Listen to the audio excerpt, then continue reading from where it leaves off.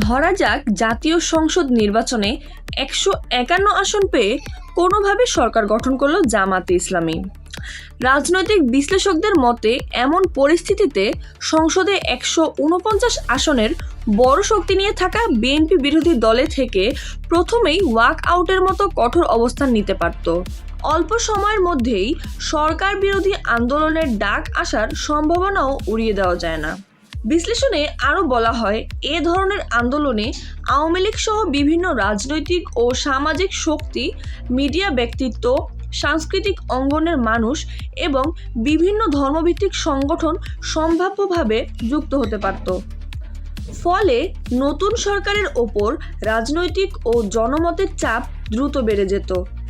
একই সঙ্গে জনগণের প্রত্যাশা হঠাৎ বেড়ে গিয়ে দ্রুত অবকাঠামো উন্নয়ন, দুর্নীতি কমানো, বিদেশি বিনিয়োগ বৃদ্ধি এবং আলোচিত বিভিন্ন বিচারিক ইস্যুর সমাধানের দাবি সামনে আসতে পারত।